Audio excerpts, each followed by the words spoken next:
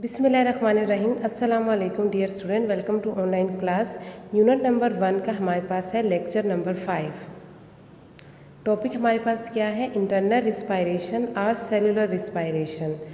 Type of respiration में हमने क्या पढ़ा था कि हमारे पास दो टाइप्स होती हैं, एक्सटर्नल रिस्पायरेशन और इंटरनल रिस्पायरेशन। एक्सटर्नल रिस्पायरेशन में हम लोगों ने क्या पढ़ा था? ब्रीथिंग प्रोसेस पढ़ा था। अब इंटरनल रिस्पायरेशन में हम पढ़ेंगे कि इंटरनल रिस्पायरेशन आपके पास होती क्या है।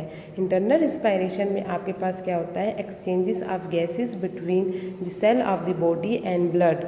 आपके जो सेल बॉडी में जितने भी सेल है और ब्लड, उनके दरमियान जो एक्सचेंजेस ऑफ गैसेस होंगी तो वो आपके पास क्या कहलाती है?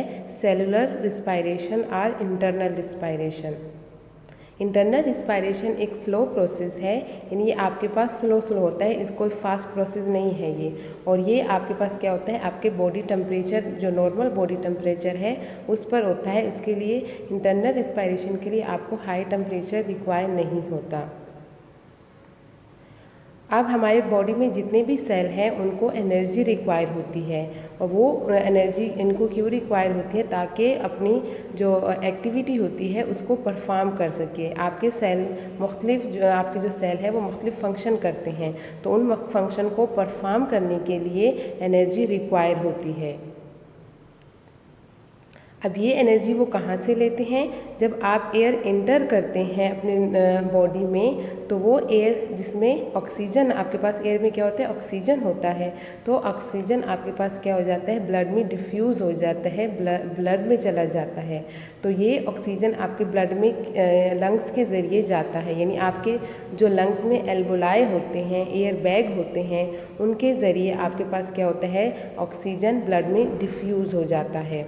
और फूड जो हम लोग ले रहे होते हैं तो वो भी आपके ब्लड में एब्जॉर्ब होता है। यानी डाइजेस्टिव सिस्टम में हम लोगों ने स्टडी किया था कि आपके पास जो डाइजेशन कहाँ कंप्लीट होती है? स्मॉल इंटेस्टाइन में आपके पास डाइजेशन कंप्लीट हो जाती है।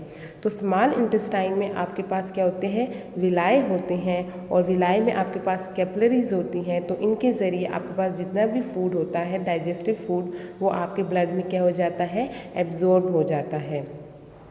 अब आपका जो ब्लड होता है, वो जो फूड एब्जॉर्ब हुआ है वो और ऑक्सीजन जो डिफ्यूज़ हो गया है, उन दोनों को क्या करता है? आपकी जो बॉडी की जितनी भी सेल है, हर एक सेल तक लेके जाता है। ये ब्लड आपके पास क्या होता है? इस ब्लड में फूड भी होता है और ऑक्सीजन भी होता है। तो ये आपके पास क्या करते हैं? आपस में रिएक्शन करते हैं। जब फूड और ऑक्सीजन आपस में रिएक्शन करते हैं तो क्या होता है? एनर्जी रिलीज़ होती है, और इस एनर्जी को फिर क्या होते हैं? हम हमारे जो बॉडी के सेल होते हैं वो अपने फंक्शन को परफॉर्म करने के लिए इस्तेमाल करते हैं।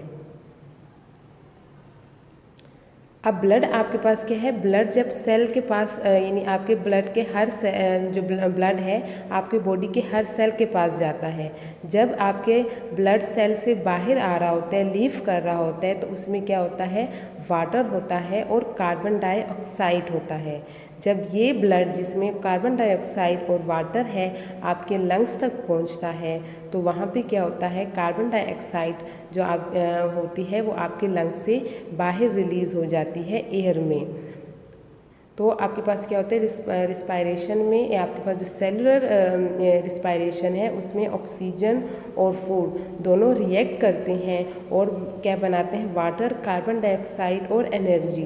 तो आपके पास जो कार्बन डाइऑक्साइड होती है वो आपके लंग्स में, लंग के ज़रिए एयर में रिलीज़ हो जाती है, और एनर्जी क्या होती है? वो हम अपनी एक्टिविटी को परफॉर्म करने के लिए इस्तेमाल करते हैं। Differences between burning and breathing process. Burning और ब्रीथिंग प्रोसेस में आपके पास क्या डिफरेंस है? सबसे पहले बर्निंग आपके पास एक नॉन सेलुलर रिस्पायरेशन है, यानी इसमें आपके पास क्या होते हैं? जितने भी केमिकल बॉन्ड्स होते हैं वो टूटते हैं, और उस केमिकल बॉन्ड के टूटने की वजह से एनर्जी रिलीज़ होती है। In burning is a non-cellular process in which many chemical bonds break down and releasing large amount of energy. जबकि ब्रीथिंग प्रोसेस आपके पास क्या है? एक नेचुरल और कंटिन्यूस प्रोसेस है, कि बर्निंग आपके पास क्या है? वो कंटिन्यूस प्रोसेस नहीं है। अब मेन डिफरेंसेस आपके पास क्या होते हैं कि बर्निंग प्रोसेस आपके पास क्या होता है, फास्ट प्रोसेस होता है, और इसके रिजल्ट में आपके पास जितनी भी एनर्जी रिलीज होती है वो नॉट अंडर कंट्रोल होती है, यानी उसको आप कंट्रोल नहीं कर सकते। जबकि ब्रीथिंग प्रोसेस में आप क्या होता है, वो स्लो प्रोसेस है, और इसमें आपके पास जो एनर्जी रिलीज होती है वो अंडर कंट्रोल होती है। बर्निंग प्रोसेस में जितनी भी एनर्जी रिलीज़ होती है वो in the form of heat and light होती है, जबकि आपके पास ब्रीथिंग प्रोसेस में जो एनर्जी रिलीज़ होती है वो in the form of heat होती है, लेकिन वो क्या होते हैं, एनर्जी रिच कंपाउंड होते हैं, यानी उसमें जितने भी कंपाउंड होते हैं उसमें एनर्जी क्या होती है, बहुत ज़्यादा होती है। आपके पास बर्निंग प्रोसेस एयर में होता है, जबकि आपके पास ब्रीथिंग प्रोसेस क्या होता है, take place in cell. Burning process आपके पास क्या है, सिंगल स्टेप है, यानी वो एक ही स्टेप में कंप्लीट हो जाता है, जबकि ब्रीथिंग प्रोसेस में आपके पास क्या है, मल्टी स्टेप प्रोसेस है, यानी वो एक स्टेप में कंप्लीट नहीं होता, बहुत से स्टेप उसको रिक्वायर होते हैं ब्रीथिंग प्रोसेस को कंप्लीट करने के लिए। बर्निंग में आपके पास कोई इंजाइम इन्वॉल्व नहीं होता है। इंजाइम आपके पास क्या होते हैं, जो जितने भी लिविंग ऑर्गेनिज्म है वो सब्सटेंसेस प्रोड्यूस करते हैं, तो उस सब्सटेंसेस की मदद से आपके पास जो केमिकल या जो रिएक्शन होते हैं वो क्या हो जाते हैं, वो फास्ट होते हैं।